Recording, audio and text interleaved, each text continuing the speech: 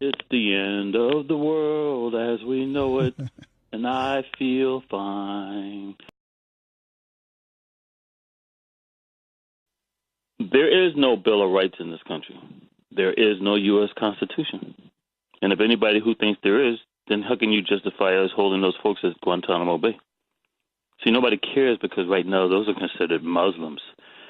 We don't care about them. But what they've done to those so-called Muslims, they can do to any U.S. citizen. And when President Obama got reelected in 2012, less than 48 hours after his reelection, more than 75,000 idiots went online and signed a webline petition stating that they wanted to secede from the United States. You just identified yourself as a traitor to this country. Mr. Nelson, do you know what's going on right now here in California as I'm talking to you? No idea. These folks who saw Donald Trump get to be the president-elect are now calling for California to secede from the United States. I am not making this up. They are publicly identifying themselves as being traitors to the United States. So going back to what I was saying before the break, I coach a lot of surfers. Most of my surfers are not from this country. Why? Because most surfers in this country, their families and themselves, well, not the children, their families are so damn racist, they can't even conceive a black guy helping them. So I coach surfers from other countries who beat their ass all day long. Seriously. And I enjoy doing it. Some of them are catching on now. But it's too late because I watched and read all their Facebook postings this year. Don't say anything to them because I want to stay close to my enemy. So when they come reaching out next year, I'm like, oh, I don't have time for you. And here's the thing, Mr. Nelson. None of my foreign surfers ever exude this kind of attitude. In fact, they're all saying, what the hell is wrong with your country? How could your country pick Hillary Clinton and Donald Trump? So while I'm talking about suicide hotlines over here, Mr. Nelson, over in Europe, they are going ballistic. 6 months ago, I could travel to Great Britain and the U.S. dollar would have done very well against the British pound. Right now, as I'm speaking to you, it's just the opposite because of Donald Trump being named as the president-elect. And it's sad because I have servers from around the world who say, I don't know what the hell your country is doing. But you know who's responsible for this really, Mr. Nelson? Two colored folks. Because I've already told you there's no U.S. Constitution, no Bill of Rights. I know the Alex Jones types and others, they still think they're fighting for this, Constitution. And they basically ran Hillary Clinton this year as the so-called globalist neoconservative and Donald Trump as the birther, nationalistic, fight the New World Order candidate. That's what you basically had, Mr. Nelson. Yeah. So when I tell you there's a civil war coming, the civil war already started. They put the two candidates up as the civil war candidates.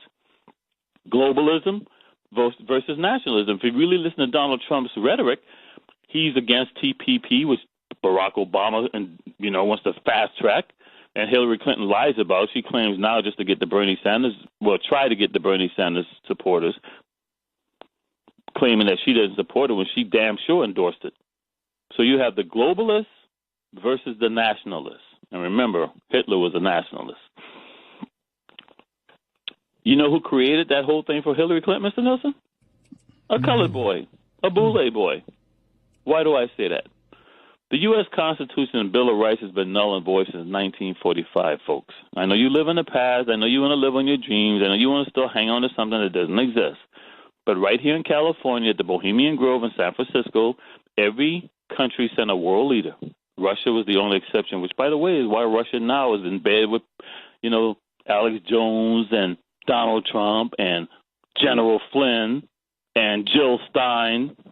Yeah, you Google those damn names. Jill Stein and Flynn, who's Trump's right-hand man and general, having lunch and dinner with Putin. And where did Trump's daughter just come back from? Oh, I'm sorry, on a sailboat with Putin's daughter? You guys are idiots. But in 1945, world leaders came to Bohemian Grove, were served food by U.S. Army personnel. That's when they created the United Nations. And you know who planned that whole thing, Mr. Nelson? Who? A colored boy. A house Negro Boule. Now, you folks out there know this name because he was the first black to ever receive the Nobel Peace Prize. Which, by the way, you know, Barack Obama got one before he started killing all those colored folks in Africa. But I digress. He also was known as a well-known civil rights leader, marched many times with Martin Luther King Jr. and Ralph Abernathy. That's how you know this man. His name was Ralph Bunche. But that same Ralph Bunche, because most of my mentors were World War II Nazis and Office of Strategic Services, old boys. Ralph Bunche in World War II was OSS, Mr. Nelson. OSS later on became CIA. Ralph Bunche, after World War II, worked behind the scenes, and he was the one who did all the background planning for the first ever meeting of Bohemian Grove in San Francisco, California. Now, every president since Calvin Coolidge has been a member of the Bohemian Grove. David Gergen was a member. I came on your show back in 1993 and told your listeners about David Gergen because Bill Clinton was going to appoint him to his White House. And Gergen was a member of Bohemian Grove, which was an all-male club. So all these feminists jumped all over Hillary Clinton saying, how are you going to bring somebody on your staff who belongs to an all-man club? So Gergen resigned from the Bohemian Grove. By the way, Gergen and Hillary Clinton are related by blood. I could do this all day long. Seriously. Nobody messes with Bohemian Grove. And Mr. Nelson, I mentioned earlier about the National Guard, and I mentioned about a more recent person who was a member of the National Guard unit, Colin Powell. He's a member of Bohemian Grove. In fact, thanks to Anthony Weiner, since you folks really don't know what's going on with the Russians, Snowden is a traitor. I would not shoot him on sight. I would waterbird him first and then shoot him. Assange, I would shoot on sight. Snowden, Assange, they're all working with the Russians. Jill Stein, Russians. Trump. Let me interrupt you there. This is important. You want to hear this before you ask the question. Jill Stein, Russians. WikiLeaks, Russians. Anthony Weiner, like an idiot, because of his websites, folks, that's how WikiLeaks got the emails that have been destroying Hillary Clinton's campaign all year. And Comey's a liar because the FBI has known about this for months. And Comey purposely came out 10 days before the election just to make sure they put a nail in the coffin for Hillary not to make it by suggesting that they were reopening the investigation against Hillary when they know damn well they had already seen all those emails months ago. And Anthony Weiner, like I said before, you should just take a knife and kill yourself. Because after 30 years of going after the Clintons with Vince Foster, Mena, Arkansas, cocaine deals, Ron Brown, all kinds of scandals, what brought Hillary down?